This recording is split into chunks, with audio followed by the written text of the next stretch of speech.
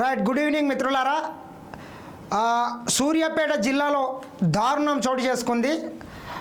మరి ఏంటంటే నాన్నమ్మ కళ్ళల్లో ఆనందం కోసం పరువు హత్య చేసిండ్రంట.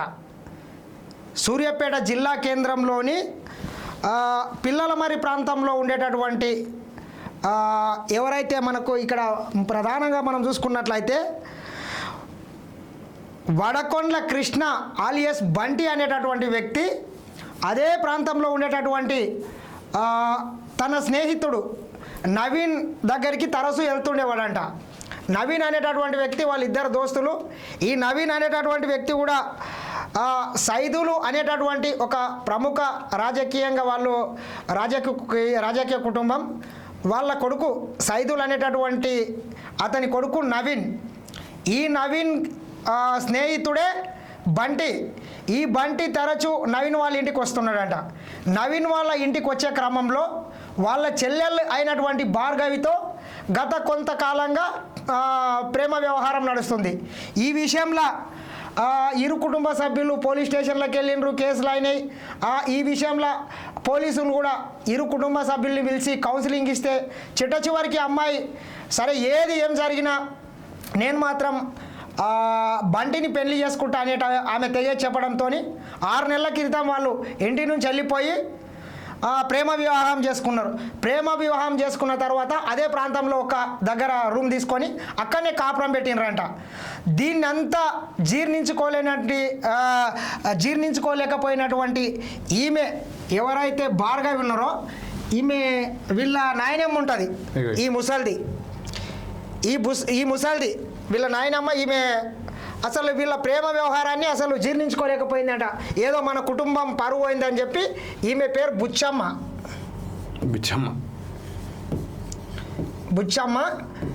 ఈమె ప్రధానంగా మన కుటుంబం పరువు అయింది, ఖచ్చితంగా ఏమన్నా చేసి ఈ బంటి ఎవడైతే ఉన్నాడో, మన అమ్మాయిని ప్రేమించి పెళ్లి చేసుకున్నటువంటి బంటి ఎవడైతే ఉన్నాడో వాని ఏమన్నా చేయండి, వాడిని చంపేయాలనేటటువంటి ఒక మరణ శాసనం రాసిందంట. వాళ్ళు కూడా నాన్నమ్మ కళ్ళల్లో ఆనందం కోసం వాళ్ళ నాయనమ్మని సంతృప్తి పరచడానికి సుపారి మర్డర్ ఎవరైతే సుపారి గ్యాంగ్ ఉన్నారో, ఒక నిమిషం, సుపారి గ్యాంగు వీళ్ళ ఫ్రెండ్ అయినంట వాడు కూడా బైరు మహేష్ అనేటటువంటి వ్యక్తి. ఒక్క నిమిషం, బైరు మహేష్ అనేటటువంటి వ్యక్తి ఇక వీడు బైరు మహేష్ అనేటటువంటి వ్యక్తి వీడు సుపారి మర్డర్లు చేస్తుంటాడంట. ఒక్క నిమిషం, కొద్ది క్లియర్గా రాదు. బైరు మహేష్ ఈ కేసులో ఈయన ఏ2 ఉన్నాడు. ఈయన ఈ బైరు మహేష్ అనేటటువంటి వ్యక్తి గతంలో వీళ్ళిద్దరు కూడా స్నేహితులేనంట. ఎవరైతే చనిపోయిన బంటి ఉన్నాడు కదా, బంటి వీళ్ళిద్దరు కలిసి పలు రియల్ ఎస్టేట్లు పలు దందాలు ఏవో సెటిల్మెంట్లు చేస్తారంట. అదే విషయంలో వీని మీద రౌడీ షీట్ కూడా ఉంది. వీడిని ఒప్పించి ఏమన్నా చేయండి అని మా కుటుంబం పరువు అయింది అని చెప్పి సుపారిస్తే వీడు మొన్న అనుకుంటా 27 తారీఖు మహేష్ అనేటటువంటి వ్యక్తి ఏం చేసిండు, బంటిని నమ్మబలికి ఒక దగ్గర ల్యాండ్ సెటిల్మెంట్లు ఉంది, చిన్న పంచాయతీ ఉందని చెప్పి పదే ఫోన్ చేసి సాయంత్రం ఇంటి నుంచి తీసుకెళ్ళి ఆ రోజు రాత్రికే తీసుకొని పోయి ఎక్కడనో నిర్మానుష ప్రాంతంలో వాళ్ళ కుటుంబ సభ్యులు వీళ్ళందరూ కలిసి ఆ బంటిని మర్డర్ చేయడం జరిగింది. ఇదంతా ఎందుకు చేసిండ్రంటే కళ్ళల్లో ఆనందం కోసం మాత్రమే. వీళ్ళ నాయనమ్మ కళ్ళలో ఒకసారి మనం చూసుకున్నట్లయితే ఇక A1 ప్రధానమైనటువంటి నిందితుడు A1. ఈ A1 అనేటటువంటి వ్యక్తి బంటి వాళ్ళ స్నేహితుడు. ఈయన్నే దీనికి మొత్తం కథ కర్మ క్రియ అనేటటువంటిది మొత్తము లాస్ట్కు ఈ రకంగా కేసులలో ఇరుక్కపోయాడు. వీడే ఇరుక్కపోకంగాక వీళ్ళ తమ్ముడు, వీళ్ళ నాయనమ్మ, వీళ్ళ అయ్య మొత్తం 5-6 మంది ఇందులో పార్టిసిపేట్ అయినారు. అసలు ఏ రకంగా చూస్తామో అసలు ఇంత దారుణం. గతంలో మనం చూసుకుంటున్నట్లయితే వీడు ప్రధాన ముద్దాయి. వీని పేరు ఏంటంటే నవీన్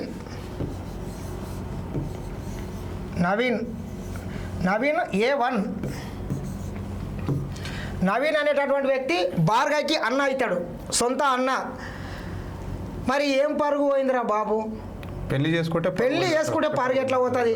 మనం గతంలో కూడా చూసినామన్నా అదే నల్గొండ జిల్లా మిర్యాలగూడకు సంబంధించినటువంటి ప్రాంతంలో ప్రణయ్ అనేటటువంటి వ్యక్తి అప్పుడు కూడా ఇట్లనే ప్రణయ్ అమృత అనేటటువంటి ఇద్దరు వాళ్ళు ప్రేమ వ్యవహారం చేసుకుంటే మారుతిరావు అనేటటువంటి వ్యక్తి వాళ్ళకి ఒక సుపారి భారీ అనేటటువంటి ఒక బీహార్ నుంచి ఒక సుపారి వ్యక్తిని తీసుకొని వచ్చి మర్డర్ చేపించి తర్వాత వివిధ కేసులు మొత్తం ఆ నేపథ్యంలో చిట్ట చివరికి ఏం జరిగిందంటే మారుతిరావు కూడా హైదరాబాద్లో వచ్చి ఒక హోటల్లో ఆత్మహత్య చేసుకున్న పరిస్థితి చూసినాం.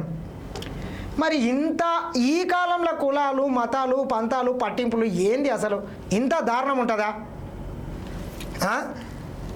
ఇప్పుడు ఈ అబ్బాయి అనేటటువంటి ఈ అబ్బాయి ఏంది చనిపోయినటువంటి వ్యక్తి ఉన్నాడు కదా, ఈయన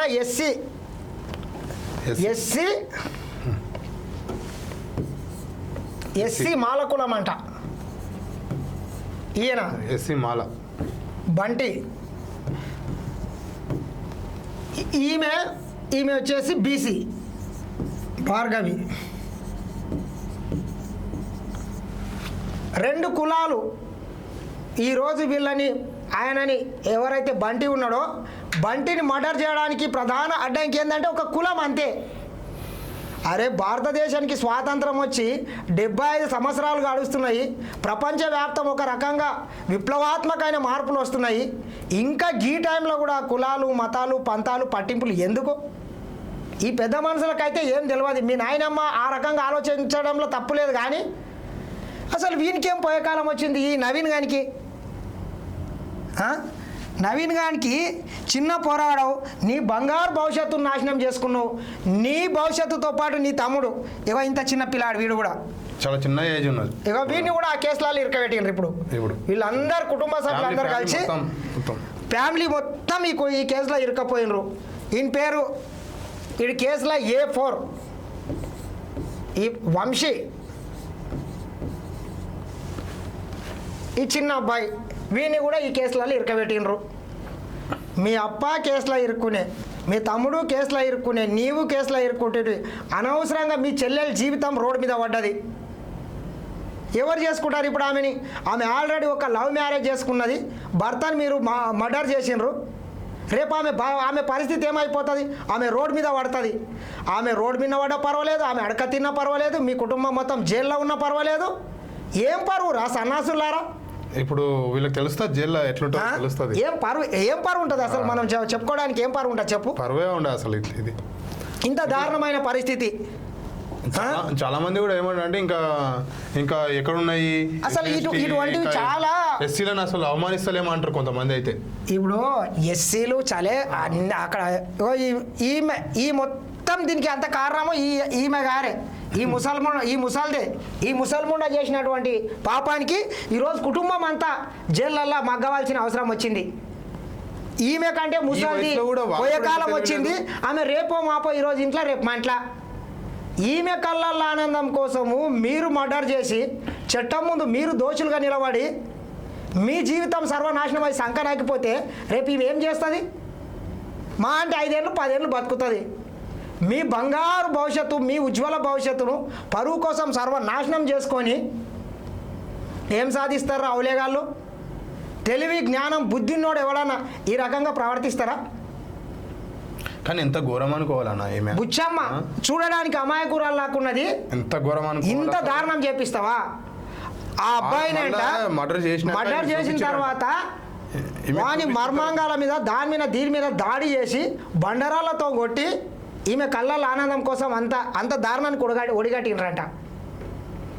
అరే ఇంత దారుణం ఎక్కడుంటుంది? ఒక్కసారి అమ్మాయిని చూస్తే, ఆమె పరిస్థితి చూస్తే ఎంత బాధ అనిపిస్తున్నది. పాపమన్న ఆమె చదువుకున్నది, ఇంకా పిల్లలు కూడా కాలేరు పాపం. మొన్నే 6 నెలలు అయింది, పెళ్ళి 6 నెలలు అయిందంట. మా ప్రాంతంలోనే ఉంటున్నాడు. మామ చూస్తే చాలా ఘోరం ఉంది అన్న. వాళ్ళ అమ్మాయి ఎవరైతే చాలా ఘోరం ఉంది వాళ్ళ ఫ్యామిలీ. ఎవరైతే అబ్బాయి ఉన్నాడో వాళ్ళ ఇంట్లో కూడా వాళ్ళ నాయన కూడా పనిచేసే పరిస్థితి లేదు. సరే తల్లి లేనట్లున్నది. ఇప్పుడు వాళ్ళ ముసలోడు అయినటువంటి వాళ్ళ నాయనని ఎవరు చూసుకుంటాడు? వాళ్ళ చెల్లెల పరిస్థితి కూడా బాగాలేదంటే ఆమెను ఎవరు చూసుకుంటారు? మళ్ళీ ఈయన చేసుకున్నటువంటి భార్గవి మీ చెల్లెల పరిస్థితి ఏమైపోతుంది? మీరందరు జైళ్ళలో చిప్పకూడు తింటారు. ఏం సాధిస్తారా? ఒక్క నిమిషం ఆలోచించుడినా ఆలోచించలేరు దయచేసి జనరేషన్లో కూడా. అసలు వీళ్ళు మనం ఒకసారి చూసుకుంటే అసలు ఈ ఘటన ఎంత హృదయ విదారకంగా ఉందంటే అసలు అమ్మాయిని చూస్తే ఎంత బాధ, అసలు ఎవరికి రాకూడదు అటువంటి బాధలు. చూడండి ఒకసారి, ఏం చేయలేని పరిస్థితులు ఉంది ఆమె కుటుంబం మాత్రం. ఈ ముసల్దాన్ని ఏముంటుంది, ముసల్దాని ముఖంలో మనవసి ఆమె చూడు, ఆమె ఎవరైతే చనిపోయినో బంటి వాళ్ళ సిస్టర్ ఈమె కూడా ఆరోగ్య పరిస్థితి కూడా కొద్దిగా బాగాలేదు. ఈమె పరిస్థితి బాగాలేదంట చాలా కూర. ఈమె పరిస్థితి కూడా అత్యంత దారుణంగానే ఉన్నట్లున్నది. ఈ రకంగా పంతాలు పరువులు ఇవన్నీ చాలా వరకు మనం చూసుకున్నట్లయితే నల్గొండ ప్రాంతంలో చాలా ఇట్లా జరుగుతూనే ఉన్నాయి. మిర్యాలగూడలో మనం ఆ ఘటన మరొక ముందే మళ్ళా మరి ఏం పంతాలు ఉన్నాయి, ఏం పరువులు ఉన్నాయి, మరి ఎందుకోసం ఈ రకంగా ప్రవర్తిస్తున్నారో ఆలోచన చేయాల్సిన అవసరం ఉంది. ఏం జరిగినా జీవితం అనేటటువంటిది శాశ్వతం కాదు. ఇక్కడ ఎవ్వడు పర్మనెంట్గా 1000 ఏళ్ళు బతికిపోవడానికి రాలేడు. ఈ చిన్న జీవితంలో పరువులు పంతాలు కులాలు మద్దాలు దీని అంతా కారణం కూడా రాజకీయ నాయకులు అని కూడా చెప్తాం మేము. ఎందుకంటే రాజకీయ నాయకులు తమ రాజకీయ స్వార్థం కోసం, తన ఓటు బ్యాంకు కోసం కులాల వారిగా మతాల వారిగా ప్రాంతాల వారిగా జనాల్ని విభజించి పాలించనేటటువంటి ధోరణితోని ఈ రోజుకు ఆ రకంగానే వాళ్ళు కృషి చేయడంతో రోజు రోజుకు ఈ రకంగా పరువు హత్యలంట, ఇంకోటి కులాల మీద మతాల మధ్యలో కక్షలు పెరగడం, కులాంతర వివాహాలు జరగకపోవడం, మతాంతర వివాహాలు జరగకపోవడం. భారతదేశం రోజు రోజుకి అభివృద్ధిలో ఏదో ముందుకోతుందని చెప్తారు కానీ ఈ విషయంలో మాత్రం పోవట్లేదు. దీనికి ఖచ్చితంగా ప్రజలంతా కూడా ఆలోచన చేయలే, విఘ్నతతో ఆలోచన చేయలే. 18 సంవత్సరాలు నిండినటువంటి మహిళ, 21 సంవత్సరాలు నిండినటువంటి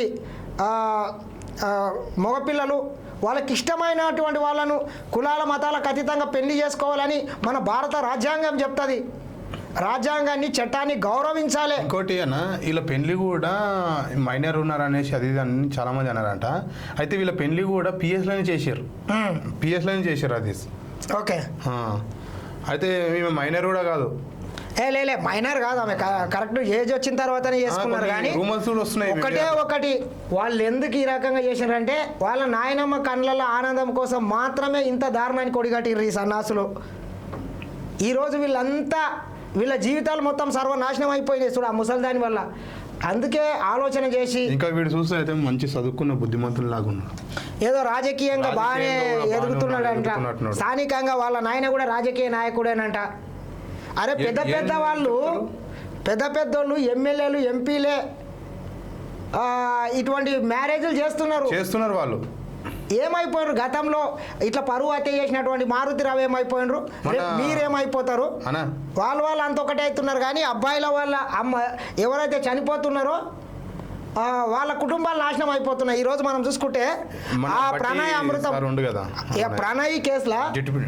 ప్రణయ్ కేసులో అమృత వాళ్ళ అమ్మ ఇద్దరు ఇప్పుడు ఈరోజు ఒకటే అయినరు. ప్రణయ్ కుటుంబాన్ని వదిలేసిండ్రు, వాళ్ళ నాయన చనిపోయిండు. అట్లుంటది.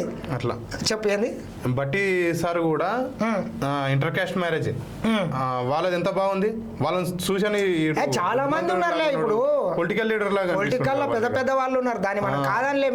ఈ కొడుకులకు బుద్ధి లేదు, బుద్ధి తెచ్చుకోవాలి. అందుకే చదువుకోనరా, సన్నాసులారా, దున్నపోతుల్లాగా తిరగకుండా రైడీజం చేయకండ్రా. చిరంజీవి కూతురు చాలా మంది చేసుకున్నారు. ఒక్కరా ఇద్దరా పూర్తిగా నిలబడరు. చాలా మంది నిలబడతారు. ఎమ్మెల్యేలు ఎంపీలు చాలా మంది ముందర నిలబడి పెళ్లిళ్ళు చేసిస్తున్నారు. ఈ రోజు రేపు ఈ కాలంలో ఇంకా కులపిచ్చి ఉందంటే వీళ్ళకి ఖచ్చితంగా అజ్ఞానులు, తెలివి లేదు, చదువుకోలేదు అని అర్థం. వీళ్ళ నాయనమ్మ కంటే తెలివి లేదు. ఆ ముండా చేసిందంటే వాళ్ళు ఎక్కున్నది. ఈ గాడికి చదువుకున్న లేకుండా వీరికి బుద్ధి ఉండాలి కదా. వీడు కూడా లీడర్ లాగా ఉన్నాడు. లేదు వీడు ఏంటంటే వీడు ఒక రౌడీ షీటర్ అంట. సుపారీ వీడు ఎవడైతున్నాడో బైరు మహేష్, వీడు ప్రధానంగా ఈ కేసుకు ప్రధాన ముద్దాయి. వీడు ఏటు వీడు ఏంటంటే వీని మీద అదే సూర్యాపేట పరిధిలో వీని మీద రౌడీ షీట్ కూడా ఉందంట. సుపారీ మర్డర్లు చేస్తాడంట, సెటిల్మెంట్లు చేస్తాడంట, రియల్ ఎస్టేట్ దందాలు చేస్తాడంట. ఇటు సెటిల్మెంట్ వాడేంది, వాడు పైసల కాచేవాడు, వాడు ఏదైనా చేయగలుగుతాడు.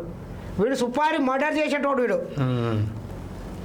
మొత్తం. అయితే దోస్తు కూడా అంటే కదా వీళ్ళందరూ ఇప్పుడు ఈ నవీను, వీడు మహేష్, బంటి వీళ్ళంతా ఒక గ్యాంగ్ అంట.